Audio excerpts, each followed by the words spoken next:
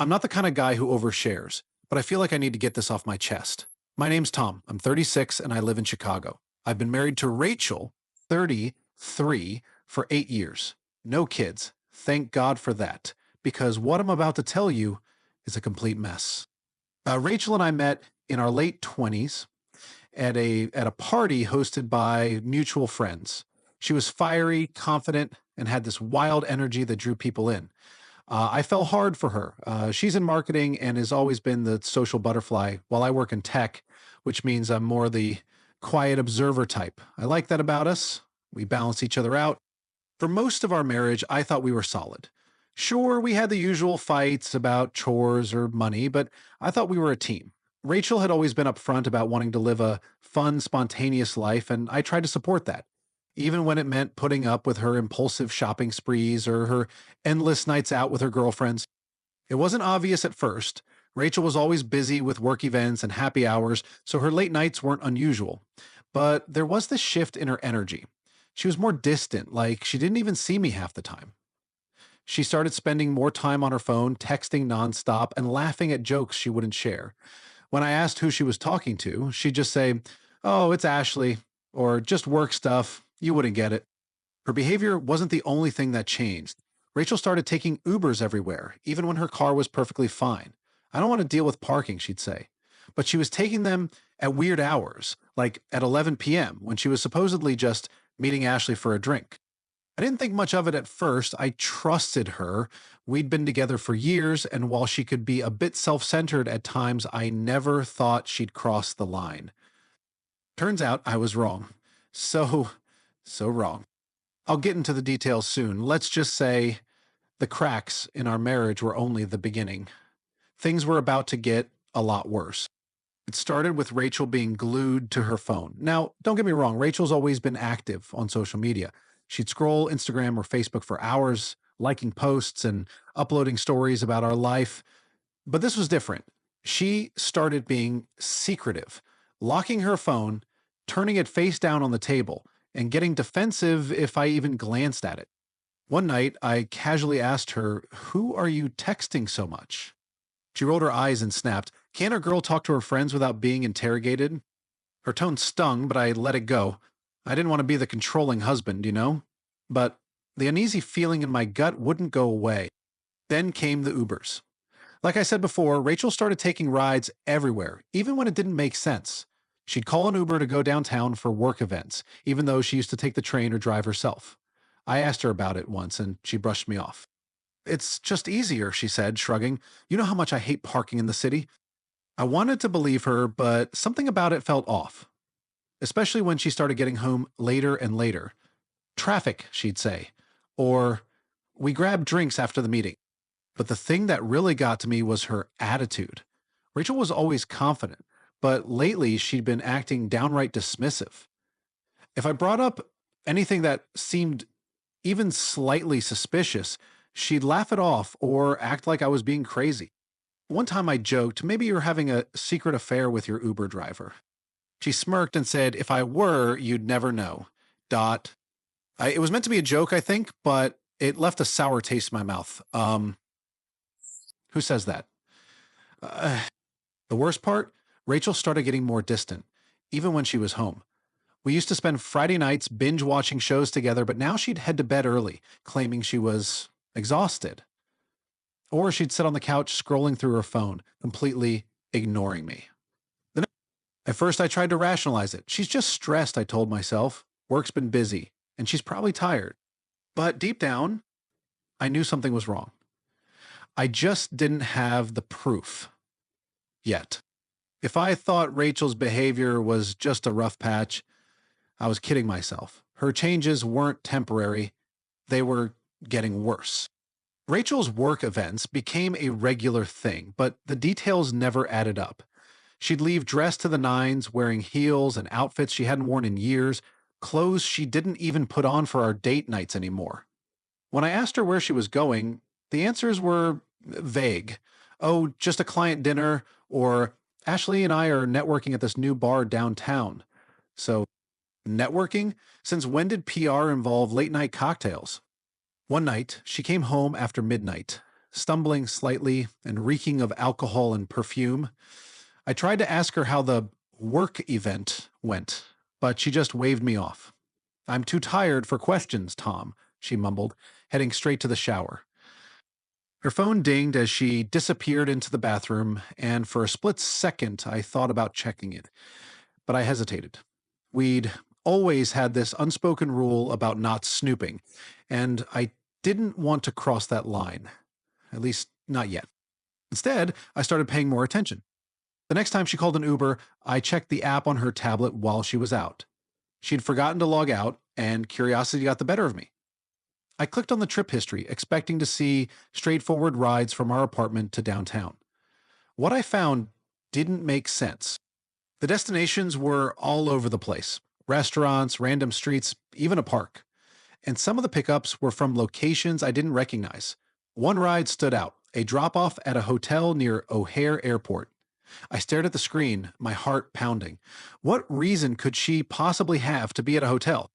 When she came home that night, I decided to confront her. Gently. "Hey," I said, trying to keep my voice casual. "What were you up to near O'Hare today?" Her eyes flicked to me, wide with surprise. "O'Hare? What are you talking about?" "Your Uber history," I said, gesturing to the tablet on the counter. "I saw one of your rides went to a hotel there. Is everything okay?" Her expression hardened and she crossed her arms. "Are you seriously spying on me now? That's such an invasion of privacy, Tom." "I'm not spying," I said, trying to stay calm. "I just noticed it and thought it was weird. I'm your husband. I'm allowed to ask questions." She rolled her eyes and let out an exasperated sigh. "It was a client meeting, okay? The client wanted privacy, so we booked a conference room at the hotel. Jesus, Tom, do you even trust me?" Her explanation sounded plausible, but the way she said it didn't. Her tone was defensive, and she avoided eye contact the entire time. I dropped the subject, but the seed of doubt had been planted. Over the next few weeks, Rachel's behavior only made me more suspicious. She became more secretive, always making sure her phone was locked and on silent. She started spending more time out of the house, claiming she needed space to clear her head. And the lies, small, inconsistent lies, started piling up. I knew I couldn't ignore it anymore. Something was definitely going on, and I needed to find out what. One night, while Rachel was in the shower, I decided to check our shared phone bill. I wasn't snooping for texts or anything. I just wanted to see if there was a pattern to her calls. I noticed a number that kept popping up almost daily. It wasn't saved as a contact, and the calls and texts were always at odd hours, like late at night or early in the morning. When Rachel got out of the shower, I asked her about it. "Hey, do you know this number? It keeps showing up on the bill." She barely glanced at it before brushing me off. "Oh, that's Ashley's new number. She got a second line for work stuff." Something about the way she said it felt rehearsed, but I didn't push. I figured I'd ask Ashley the next time I saw her to confirm. Meanwhile, Rachel kept calling Ubers to go downtown for work events, but the rides didn't make sense. Her destinations were all over the map: restaurants, parks, and even a random residential street on the south side. When I asked why her work events were so scattered, she rolled her eyes and said, "Tom, not every event happens at a fancy hotel. Sometimes we meet clients where they're comfortable." It sounded plausible, but the way she said it, with that condescending tone, made my stomach churn. I decided to start tracking her trips. I set up a basic GPS tracker in her car keychain. Nothing fancy, just something to see if her story matched up. The next time she called an Uber, I noted where she said she was going: a wine bar in the West Loop. But her tracker showed she went to a park near the lake, nowhere near downtown. When she came home that night, I didn't say anything. I wanted to gather more information before confronting her. By now, I was starting to suspect something. The same driver kept showing up on her Uber history: Mike T. Every other ride seemed to be with him, no matter where she was going. I started wondering if Rachel and this guy were more than just a driver and passenger. But I still didn't have proof.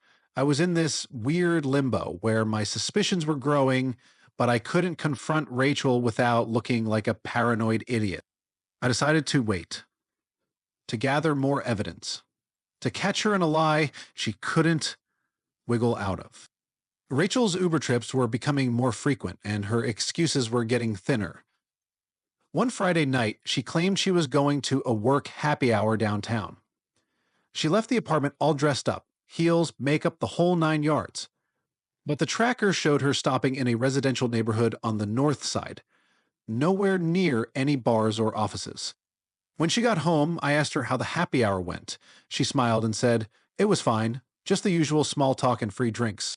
Just a little. Where was it? I might want to check it out sometime. She hesitated for a moment before rattling off the name of a bar we'd been to once, years ago, the Violet Hour. You know, that place with the fancy cocktails. It didn't match where her tracker had pinged. I nodded, pretending to buy her story, but inside, I felt my anger boiling. One night, Rachel left her phone on the counter while she was in the shower. It buzzed and I glanced over. The message preview caught my eye. Mike T. Can't wait to see you again. Last night was amazing. My heart stopped. I didn't open the message. I wasn't ready to cross that line, but I couldn't ignore it. I felt like I was going insane. Who was this guy? Was this the Uber driver? And what the hell was she doing with him? When Rachel came out of the bathroom, I casually asked, "Who's Mike? You mentioned him before." Her face didn't change, but there was a slight pause before she answered.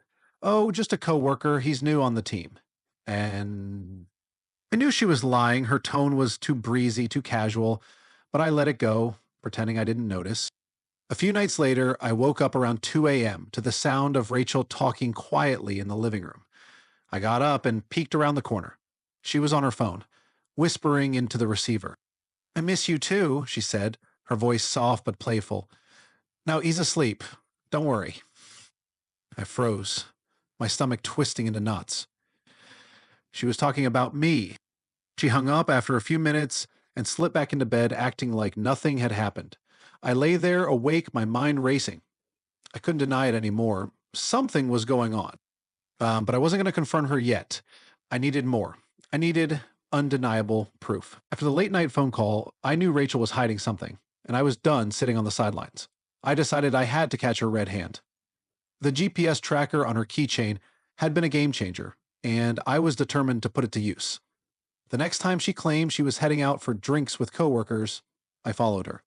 That Friday night, she got all dressed up again, tight dress, high heels, and perfume that I hadn't smelled in months. "Don't wait up," she said with a smile before walking out the door. I pretended to be engrossed in my laptop, but as soon as she left, I grabbed my car keys and followed at a safe distance. The tracker showed her heading to a park on the outskirts of the city. My stomach churned.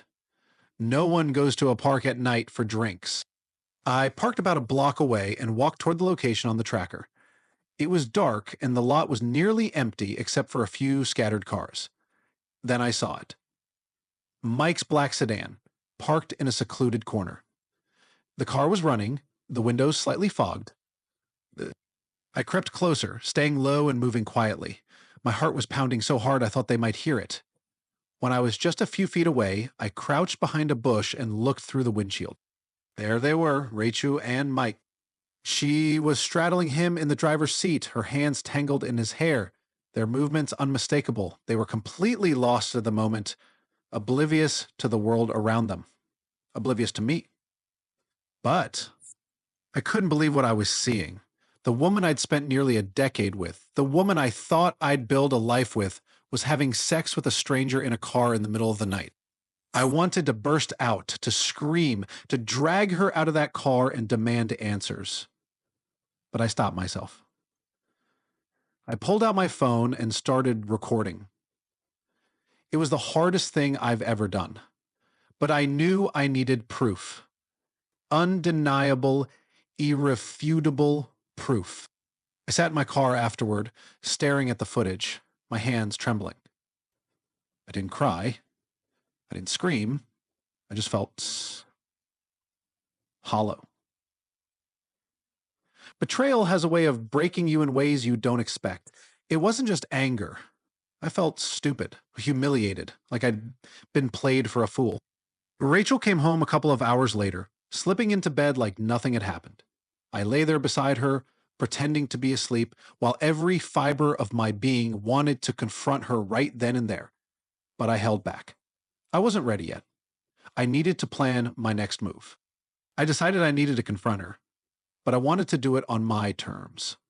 I transferred the video and photos I'd taken onto my laptop, creating a neat little folder labeled Proof. Then, I reached out to Mike's wife, Sarah, on Facebook. I didn't send her anything yet. I just said, "Hi, I think we need to talk about something important.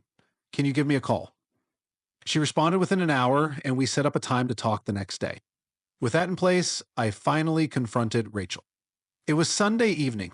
We'd just finished dinner, and Rachel was scrolling through her phone on the couch, as usual. I sat down across from her, my laptop open on the coffee table.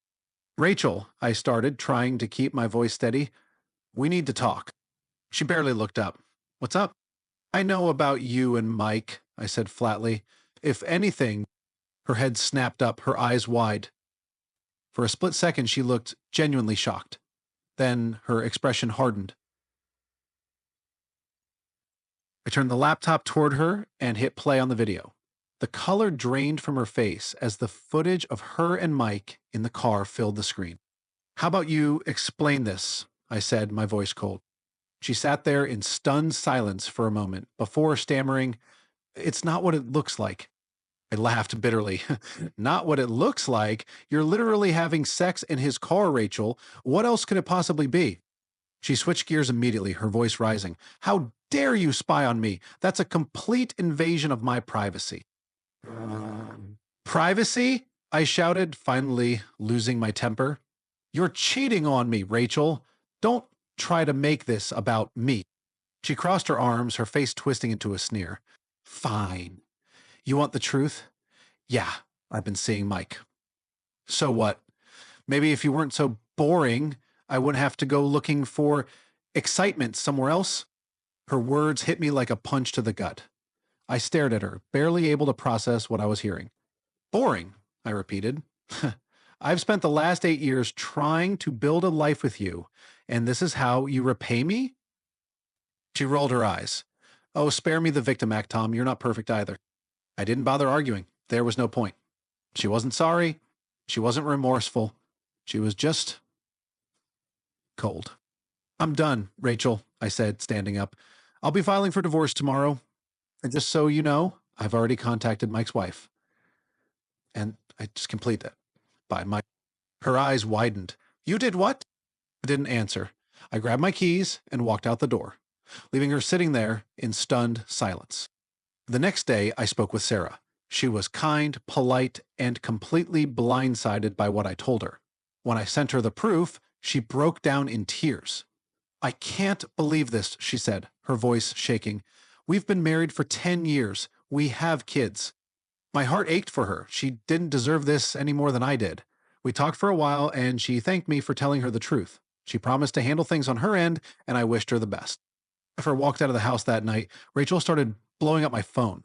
She sent text after text, alternating between anger and desperation. She's, "You can't just walk out like this. We need to talk. Don't be immature." "He told his wife? Are you insane?" "Tom, please. Let's work this out." I ignored all of them. I stayed at a hotel for the night and started looking into lawyers the next morning. Filing for divorce wasn't a decision I made lightly, but after seeing Rachel's true colors, there was no going back. I came home to grab some clothes. She was waiting for me. "Tom," she started, her voice softer than before. "I was stupid.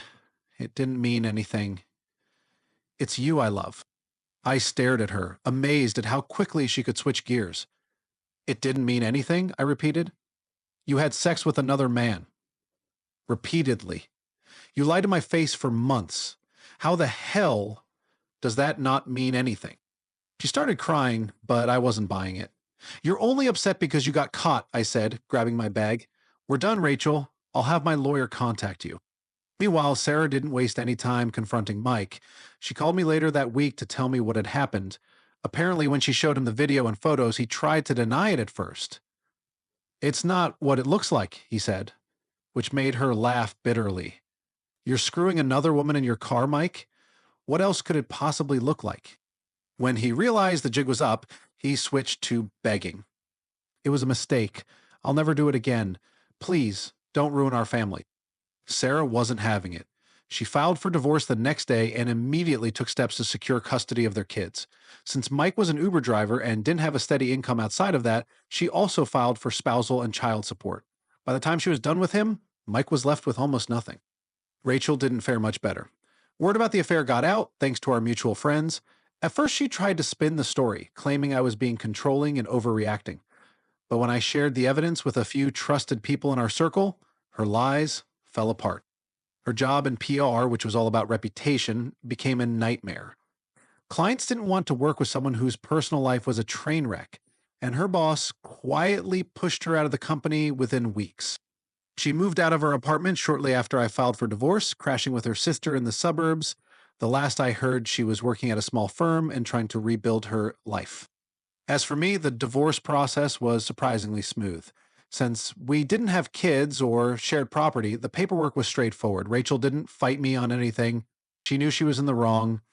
By the time the divorce was finalized, I felt like a massive weight had been lifted off my shoulders. After the divorce was finalized, I moved back into our apartment. Rachel had taken most of her stuff, leaving behind a space that felt oddly empty, but also freeing. I spent a few weeks just sitting with my feelings, letting myself process everything: anger, sadness, humiliation. It all hit me in waves. Kept thinking about all the times I'd ignored my instincts, all the little lies Rachel told that I brushed aside. It wasn't just about the betrayal, it was about how easily she dismissed me, like I didn't matter. Therapy helped. I found a no nonsense therapist named Linda who didn't let me wallow, but also didn't rush me to move on. She helped me unpack my feelings, not just about Rachel, but about myself. I realized I'd been prioritizing her happiness over my own for years, bending over backward to make things work, even when she clearly wasn't doing the same. Sarah and I stayed in touch, though not romantically. It wasn't like that. We were just two people who'd been blindsided by a betrayal, trying to navigate the aftermath. She updated me on her divorce from Mike, which was going even worse for him than I expected.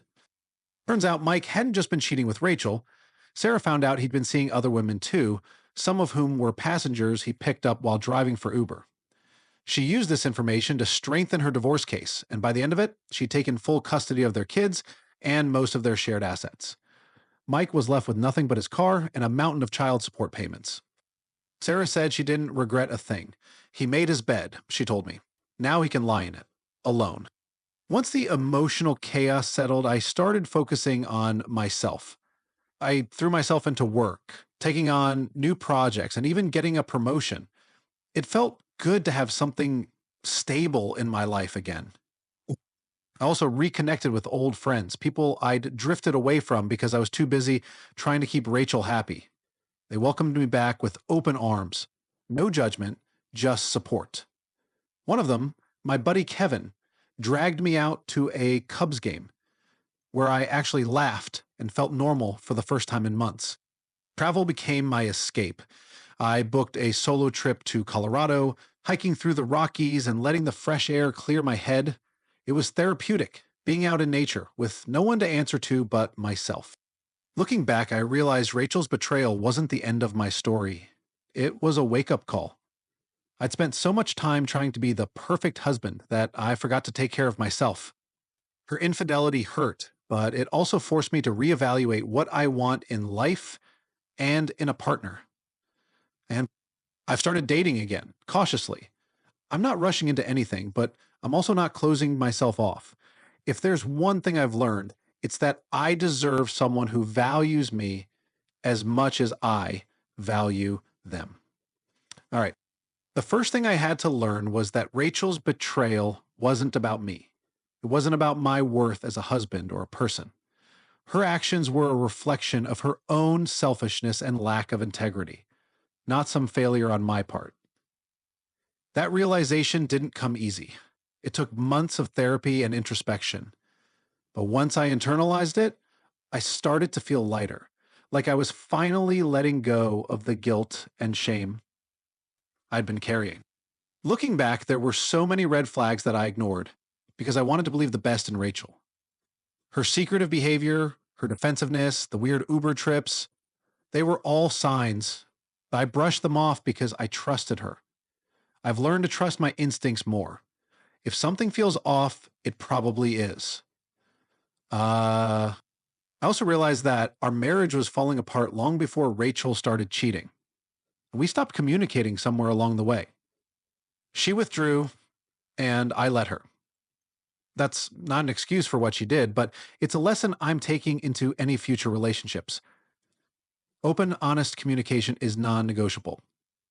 If something feels wrong, I'll address it head on instead of letting it fester. Uh, One of the biggest lessons I've learned is the importance of boundaries. For years, I put Rachel's needs and wants above my own, even when it came at a cost to my happiness. I thought that's what a good husband was supposed to do. Now, I understand that a healthy relationship requires balance. It's okay to say no, to stand up for yourself, and to demand mutual respect. I'd be lying if I said I didn't feel a little satisfaction when Rachel and Mike faced the consequences of their actions.